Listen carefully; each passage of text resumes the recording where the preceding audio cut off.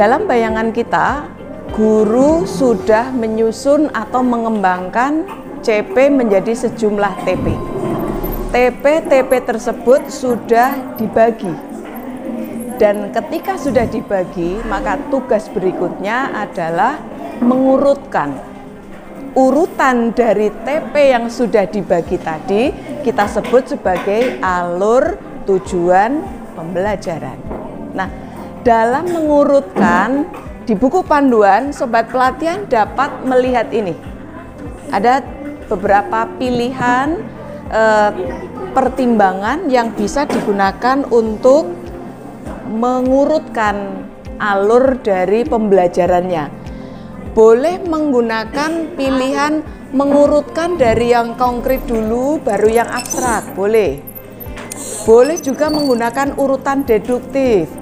Boleh juga mengambil pola yang mudah dulu baru yang sulit, melihat hierarkinya, ada prosedur dan seterusnya. Yang jelas pilihan ini memberikan keleluasaan bagi sobat pelatihan, jika Anda adalah para guru, untuk tidak usah khawatir, tidak usah ragu ketika sobat pelatihan memiliki pertimbangan kata kuncinya satu. Pilihan apapun, yang manapun, bahkan jika perlu, kalau sobat pelatihan memandang bahwa urutan ini semuanya tidak relevan dengan karakteristik peserta didik sobat pelatihan, maka tinggalkan ini, sobat pelatihan, pilih pertimbangan lain dalam mengurutkan alur tujuan pembelajaran. Kata kuncinya, urutannya seperti apapun, orientasinya adalah agar peserta didik bisa lebih efektif, bisa maksimal dalam mencapai tujuan pembelajaran. Karena ketika tujuan pembelajaran itu dapat dicapai, maka berikutnya capaian pembelajaran yang ada pada satu fase akan bisa dikuasai oleh peserta didik.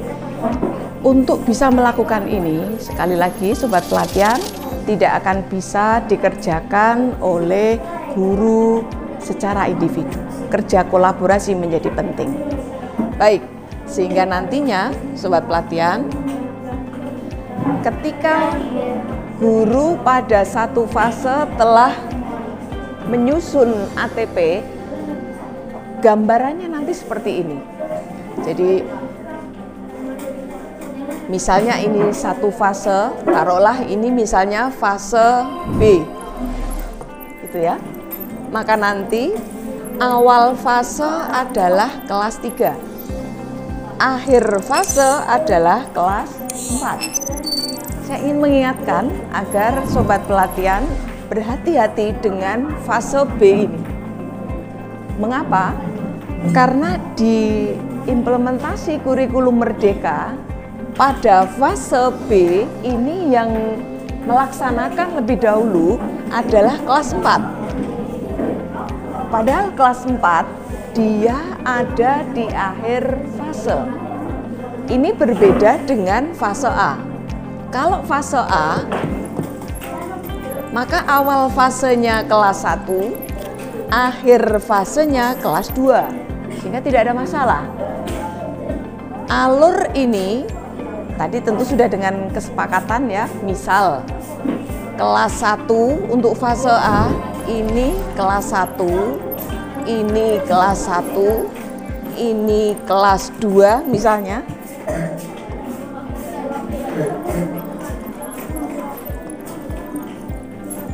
Misalnya begini, maka aman. Mulainya tahun pertama kelas 1 dulu selama 1 tahun, tahun kedua dilanjutkan oleh kelas 2. Tidak ada masalah. Tapi akan menjadi masalah ketika implementasi itu di fase B. Alur ini menjadi alur milik kelas 3 dan kelas 4. Yang harus jalan, yang harus implementasi harusnya kelas 3 dulu kan? Tapi ternyata tidak.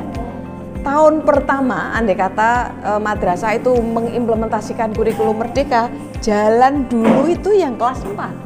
Padahal kelas 4 dia ada di ujung fase. Sehingga taruhlah misalnya dipotong di sini. Misal ini kelas 3, misal ini kelas 4, ini kelas 4, ini kelas 4. Ada satu saran dari saya untuk fase B yang akan mengimplementasikan.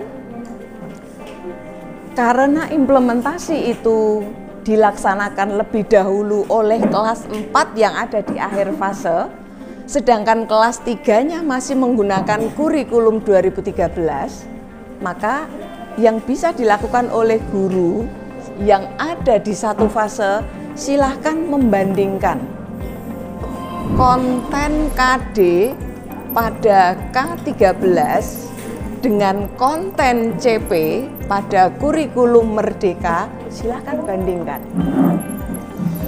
Cek pertama di sini, ya, cek CP pada kurikulum Merdeka.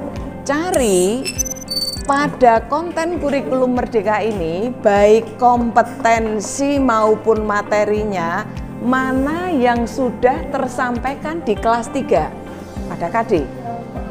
Misal, ini ada 1, 2, 3, 4, 5, 6. Misalnya ada 6 KD pada kurikulum 2013. Ternyata pada KD di kurikulum 13 itu yang relevan dengan konten CP pada kurikulum Merdeka adalah materi 1, 3, 4, 5 misalnya, ada 4. Maka nanti CP pada kurikulum Merdeka untuk kelas 4 itu kurangi yang sudah disampaikan pada kelas 3 yang masih menggunakan kurikulum 2013. Jadi ini misalnya menu KD pada K13. Seandainya menu untuk CP pada kurikulum Merdeka itu ada 1, 2, 3, 4, 5, misalnya 5, ternyata ini terhubung sama. Ternyata ini terhubung sama. Ini juga sama, ini juga sama. Seandainya seperti itu, maka kelas 4 hanya perlu menyampaikan materi nomor 2. Jika muatan 1, 3, 4, 5 yang ada di sini memang sudah ada. Tapi biasanya lebih banyak lagi kan ini. Itu salah satu tips saja yang bisa saya sampaikan agar nanti sobat pelatihan terutama yang akan mengimplementasikan untuk fase B itu tidak mengalami kebingungan. Baik sobat pelatihan, pada sesi ini saya rasa kita cukupkan dulu. Kita nanti akan membahas lebih lanjut apa yang perlu dilakukan setelah memiliki rumusan ATP, ya, ini tadi akan dirumuskan ATP. Kita akan coba lihat seperti apa contoh dari pengembangan CP menjadi TP, lalu ATP-nya seperti apa, dan tindak lanjut setelah itu nanti harus bagaimana. Terima kasih atas kesungguhan sobat pelatihan mengikuti kegiatan ini. Jangan pernah berhenti untuk belajar, dan saran saya sobat pelatihan membaca secara detail panduan pembelajaran dan asesmen. Terima kasih. Assalamualaikum warahmatullahi wabarakatuh.